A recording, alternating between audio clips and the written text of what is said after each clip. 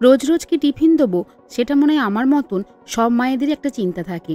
এমন কিছু দিতে হবে যেটা খেলে ওদের ভালোও লাগবে আর অনেকক্ষণ পর্যন্ত পেটটা ভরে থাকবে, আবার হেলদিও হবে। কোনো রকম ঝামেলা ছাড়াই খুব সহজে আজকের এই টিফিনটা তৈরি হয়ে গেল। সাউথ ইন্ডিয়ানরা এই রেসিপিটাকে বলে সুজির উত্তাপম। যারা ডায়েটে থাকে তারাও কিন্তু এই খাবারটা খেতে পারে। আমি তুলিকা, আমার রান্নাঘরে আপনাদের সবাইকে স্বাগত।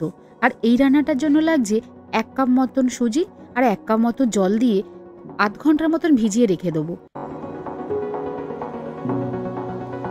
এবার সুজিটা একদম নরম হয়ে গেছে আর এই সুজির মধ্যেই 1/2 কাপ মতন দুধ দিয়ে দেবো। আর দুধ দিয়ে সুজিটাকে একটু পাতলা করে নেবো। এর মধ্যে দিয়ে দেবো অল্প একটু নুন আর একটু খাবার সোডা। আর কোনো রকম কিছু এতে দেবো না। ব্যাটারটা একদম রেডি হয়ে গেছে। এবার গ্যাস জেলে একটা প্যান বসিয়ে নেবো। আর এদিকে দেখছি সকালবেলায় এত ঝমঝম করে বৃষ্টি হচ্ছে, ভাবছি ছেলেটা কি করে স্কুলে যাবে। যাই হোক, খাবারটা রেডি করে নিই। প্রথমে একটু বাটার দিয়ে দেবো আর বাটার দেবার পর সুজির ব্যাটারটাকে একটু নেড়ে নিয়ে ওই বাটারের ওপর দিয়ে দেবো আর হালকা করে একটু গোল করে ঘুরিয়ে দেবো। ব্যাস, আর কিন্তু এটাতে কিছু করব না। এর ওপর দিয়ে দেবো কুচনো পেঁয়াজ।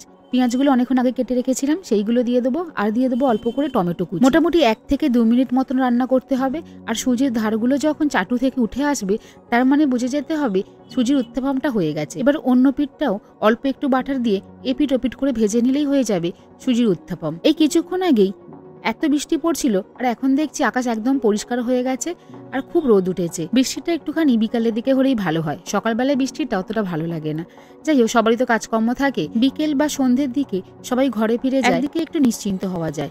যারা ডায়েট করছেন তারাও কিন্তু এই রেসিপিটা ট্রাই করতে পারেন। তবে করার আগে প্রথমে কিন্তু 1-2 তেল বা ঘিতে করে নিলে কড়াতে লেগে যাবার ভয়টা থাকে না। গরম গরম সস দিয়ে 2-3টে খাওয়া কোনো ব্যাপারই নয়। অনেকে বলে বেটে করলে খুব নরম হয়, কিন্তু আমি তো বাটিনি, আমি তো এমনি ভিজিয়ে রেখেছিলাম 30 মিনিট, তাতেই এত নরম হয়ে গেছে, পুরো মুঠোর মধ্যে চলে আসছে।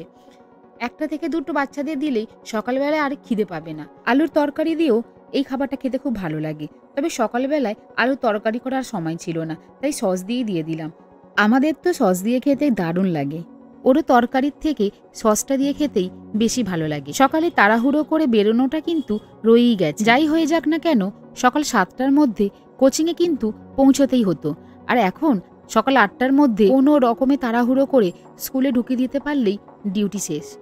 এখন ভাবি মায়েরা কেন অত তখন তাড়াহুড়ো করত। এবার বাকি ব্যাটারটা দিয়ে আমাদেরগুলো একটু করে নেব।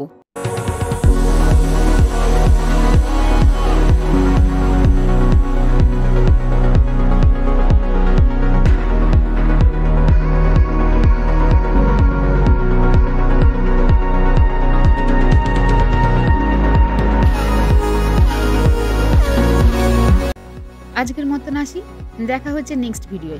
রেসিপিটা ট্রাই না করে থাকলে অবশ্যই কিন্তু ট্রাই করো।